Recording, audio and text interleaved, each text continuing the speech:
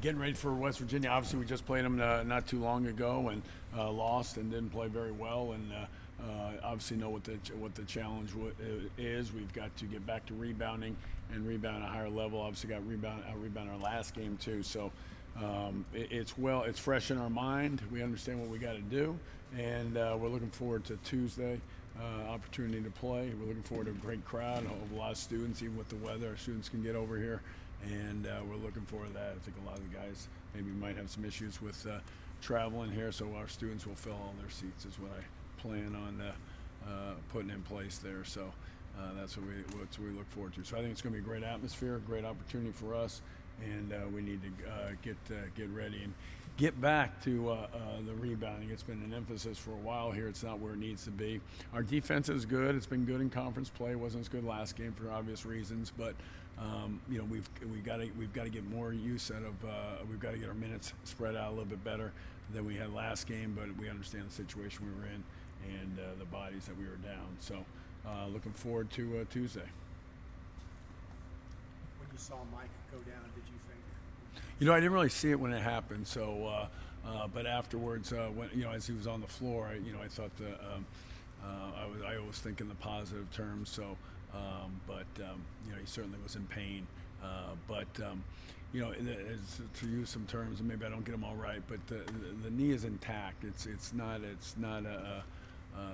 major surgery, ACL, MCL.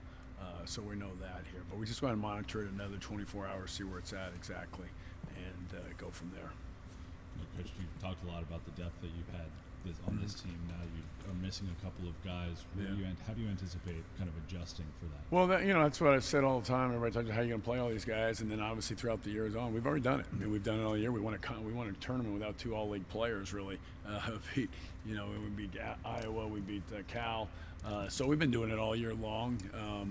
It's something that you hope doesn't happen, but it happened, and we were down to seven players. Maybe we should have played Sully more, but he'd been out for a couple weeks too prior to that. So, that's the situation we're in. We've got to have guys. They don't have to do anything different. They just can maybe play more minutes, and they got to play like they don't reinvent themselves. They don't change their game. They don't do something different they haven't done in practice. They just got to play to their strengths and maybe it's a little bit more minutes. And we looked at it afterwards how we could have spread out the minutes more. There was only one other way we could have, and that was play Sully a little bit more.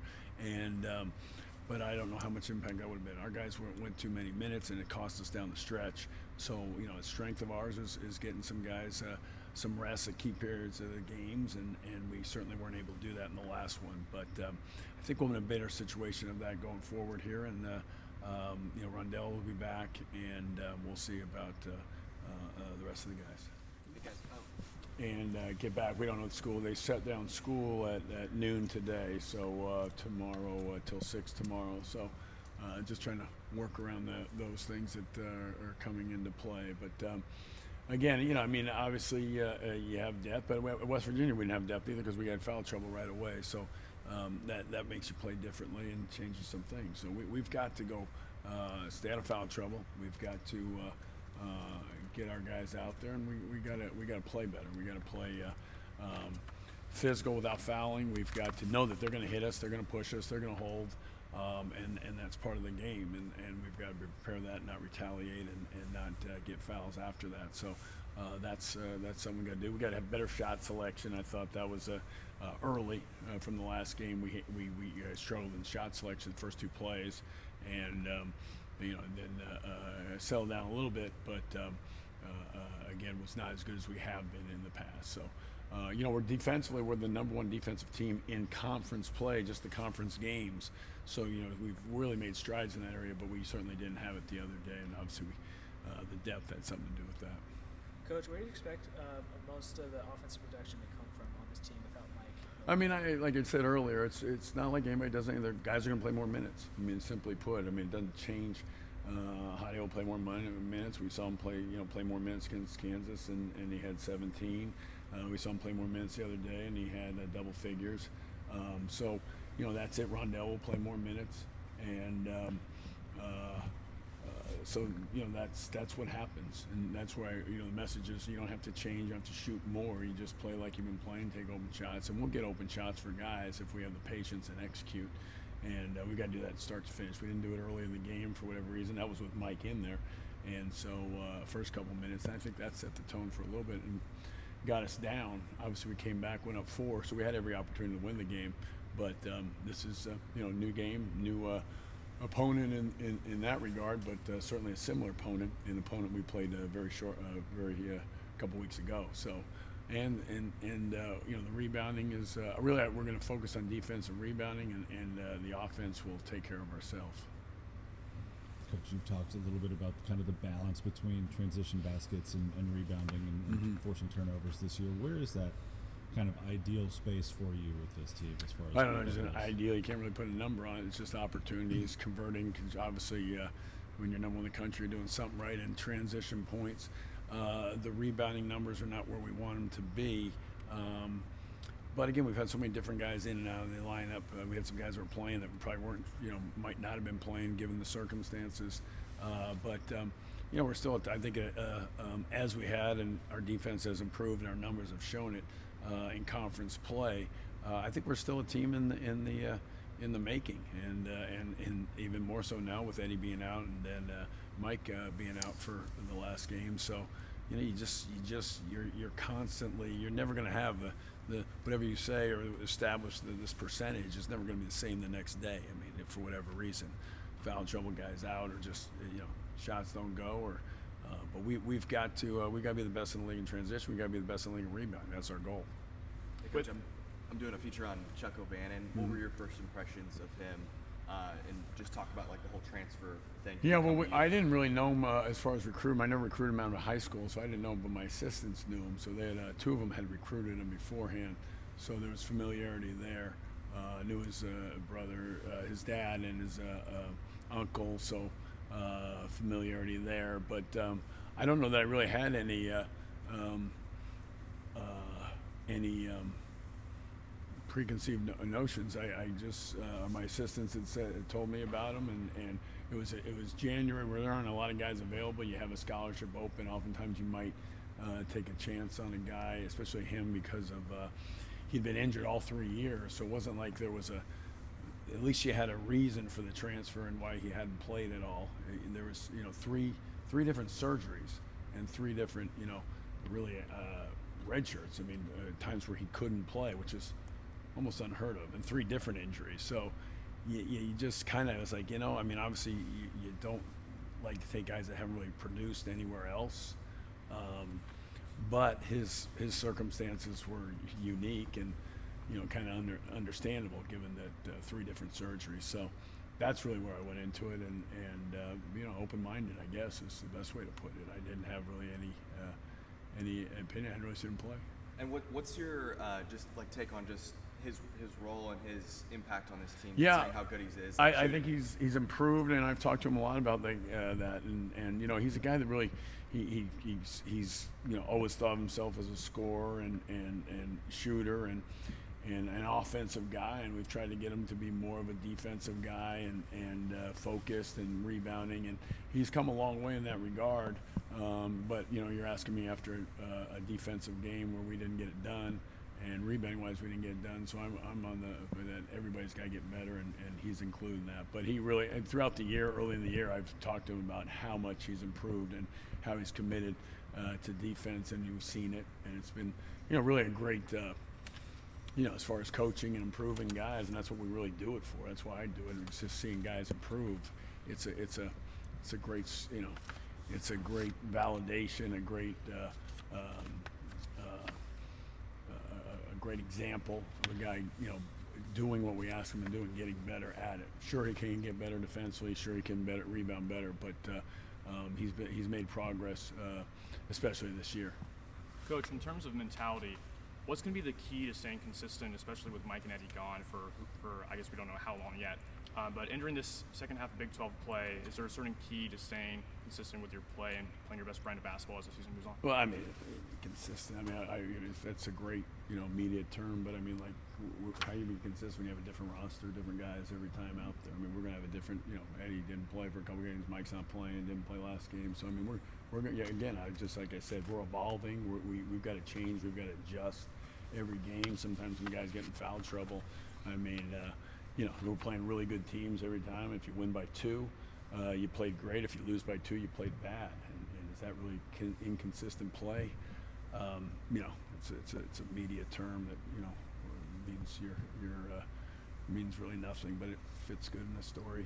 But every game's gonna be close, and as you've seen, you come out, you got West Virginia that was 0-5, and now they've won 3 out of 4. I don't think they're really any different team. They just lost some close games, and then got some home games and won. So down the stretch. So I don't think that. Then you throw in the things that can happen, foul trouble or us with certainly significant injuries and significant personnel losses. It's I don't label it that. So we want to defend every day, rebound every day. Those are the things that you hope you control. But if you got different guys and you play different styles, that comes into play as well. You talk about evolving. Mm-hmm. How have you seen Emmanuel Miller's game evolve this year? He's been one of your most consistent rebounders since he got on campus, but it looks like his shot is evolving and his game is. Yeah, there's give and take. I mean, he's taking more jump shots and less, probably offensive rebounding comes with that, and it's something we've talked to him about. He's getting out in transition and running, so I think he's guarding better on the perimeter. That's something that we really had to work on and develop and continue to do so. So, he's obviously a big part. We need him to play better than he played last game, and I know he wants to and will, and looking forward to getting him out there again. So, but he's going to play hard. He's going to play physical. We need him to really establish the physicality, be one of those guys, because he's certainly out there starting, and that's what he's known for. So we need him to be that presence all the time, and when he's not out there, we need somebody else. You mentioned earlier hoping to see the fans make it out to the game tomorrow. How does Right. the presence of fans at TCU home games impact the team spirit and performance on the court? Well, I mean, generally speaking, students just bring so much more energy, and based on I'm just talking other facilities and places I've been, and if they're right on the floor, they bring even more. But certainly, obviously, last game with how many there were, and they just kind of took over the whole stadium, the whole arena. That's it's fun to see. These guys deserve it. They're an exciting team. They're ranked. They've won big games. They're good kids. They're out on campus. They go to class. And I think everybody has fun. The students are having fun, and the fans are having fun. So, I know it's something that generally we'll have rain or snow on every home game we've had. I think this year with students, it's amazing. But once again tomorrow. But I think tomorrow will be interesting if we don't have people driving in or whatever the situation. We got to get everybody walking over from the Greeks and from the dorms and fill it all with students. I use an example today. We had Connecticut. When I was at Pitt, we had the first game day, and I think I have this right. The first game day was at Connecticut. It was Gamble Arena. There were one on campus, and unbelievable snowstorm. We couldn't even go back to Hartford. We had to stay at a motel in Connecticut, right by stores by the arena, because we wouldn't have be able to get back from shoot around. And it was foreign, so they decided to just have all students. No one was going to drive in for the game. No people from Hartford, no fans, and it was all students. So it was like 10,000 students. It's the loudest arena I've ever been in my life. So I'm envisioning that tomorrow. That's what I want to see. If we can't have people driving in, and from what I understand now, we're in that situation. Over the course of your career here, you've had to deal with some injuries at the guard position almost every year. Is that something that, I hate to use the word anticipate, but is that something you plan for, or is that no? It's a real challenge, because you want to have depth, but then you also can't have 5 guards in the start of the year because they all want to play. So it's a balance. You just you can't lose guards, and we've obviously done it year after year after year. Got to get it fixed, But you know, I don't anticipate Mike being out to the length that we had with other guys, and but we need them out there. We made a decision or PJ mutual decision to redshirt. So that takes out one, and then Rondell's been in and out, and we certainly need him to be out there every day.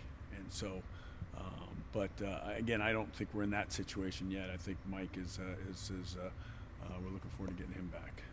Even going back to your Pittsburgh days and even your first years here, like, is there anything special you could take away from like non-conference games in the middle of conference play versus games against teams you're more familiar with? I mean, you know, we're one of the few conferences that do it, so it's unique.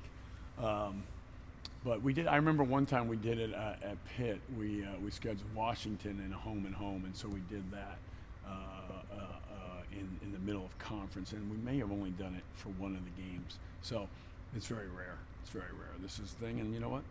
It's gone now. So SEC Challenge is gone. So coaches don't like it for that reason.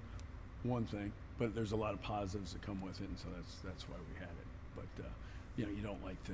One team's on the road, the other teams are at home. They got another road game during conference season. It's just, you know, it's unbalanced to a degree. But you know, we're not having it anymore. But I mean, everybody was talking about it. Everybody's watching, so it does bring a lot to the conference, and I think it's two great conferences playing together. And you know, we have a connection to the SEC. You know, obviously because of their football and how good it is. You know, we like to, you know, I guess flaunt our basketball at the same time, and as being the number one basketball conference in the country. So we want to put it up against you know, some of the best ones as well. Any last question? Okay. Okay.